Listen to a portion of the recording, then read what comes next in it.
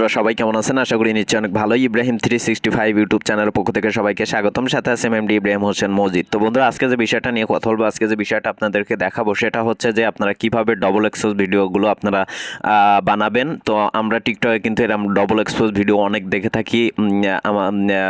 যে কোনো ছবি দিয়ে এই ডবল এক্সপোজ ভিডিও বানানো যায়।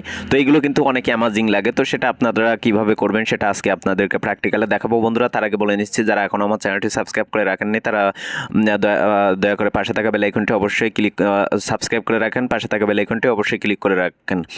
তো বন্ধুরা বেশি কথা না বলে চলুন কাজ শুরু করি। তো বন্ধুরা প্রথমে হচ্ছে আমাদেরকে ক্রোম ব্রাউজারে যেতে হবে। তো ক্রোম ব্রাউজারে যাওয়ার পরে এখান থেকে হচ্ছে আপনারা লিখবেন হচ্ছে কালার, ব্ল্যাক কালার পিক। তো এখান থেকে হচ্ছে এই যে ব্ল্যাক কালার পিকটা হচ্ছে আপনারা ডাউনলোড করে নেবেন। তো এই পিকটা কিন্তু অনেক প্রয়োজন হবে আপনার ডবল এক্সপোজ ভিডিও বানাতে গেলে। তো তারপর হচ্ছে আমরা আমাদের টিকটকে যাব। তো টিকটকে যাওয়ার পরে এখান থেকে হচ্ছে আমরা যেটি করব, আমরা হচ্ছে এখানে এই যে সার্চ বক্সে যে লিখবো হচ্ছে এই যে উপরে যে সার্চ বক্সে এখানে ডবল এক্সপোজ বলে লিখবো। লেখার পরে এখানে অসংখ্য ডবল এক্সপোজ ভিডিও পাবো। এখানে যে কোনো একটা ডবল এক্সপোজ ভিডিওর উপরে আমরা হচ্ছে এটার উপরে ক্লিক করব। দেখেন এইখানে ক্লিক করব, ডবল এক্সপোজ ভিডিওর উপরে ক্লিক করব। ক্লিক করার পরে এখান থেকে ট্রাই দিস টেমপ্লেট এখানে ক্লিক করব। এখানে ক্লিক করার পরে আমাদেরকে গ্যালারিতে নিয়ে যাবে। তো দেখেন সিলেক্ট দ্য ফটোসে ক্লিক করব।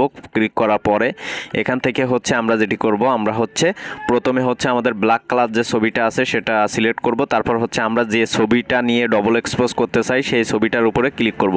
যেমন আমি এই ছবিটা করতে চাচ্ছি। তো এখন হচ্ছে আমরা ওকেতে প্রেস করে দিব। তো ওকেতে প্রেস করে দেওয়ার পরে এখানে দেখেন আমাদের কিন্তু ডবল এক্সপোজ ভিডিও হয়ে গেছে।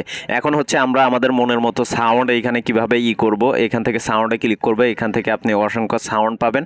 তারপর হচ্ছে আপনার ফেভারিট যদি কোনো সাউন্ড থাকে তাহলে সেখান থেকে এটা হচ্ছে আপনারা অ্যাড করে দিবেন। তো অ্যাড করে দেওয়ার পরে এখান থেকে হচ্ছে আপনারা ব্যাগে আসবেন। ব্যাগে আসার পরে এখান থেকে হচ্ছে আপনারা এখান থেকে পোস্ট করে দিবেন। যেমন আমি এটাকে হচ্ছে পোস্ট করে দিচ্ছি, দেখেন। তো এটাকে হচ্ছে আমরা পোস্ট করে দিলাম। তো আশা করি বুঝতে পারছেন যে কিভাবে আপনারা ডবল এক্সপোজ ভিডিওগুলো আপনারা বানাতে পারবেন সুন্দরভাবে। তো বন্ধুরা এই ছিল আমাদের আজকের টিউটোরিয়াল। আমাদের ভিডিওটি যদি ভালো লেগে থাকে অবশ্যই লাইক কমেন্ট শেয়ার করবেন, পাশে থাকা বেল আইকনটি অবশ্যই ক্লিক করে রাখবেন।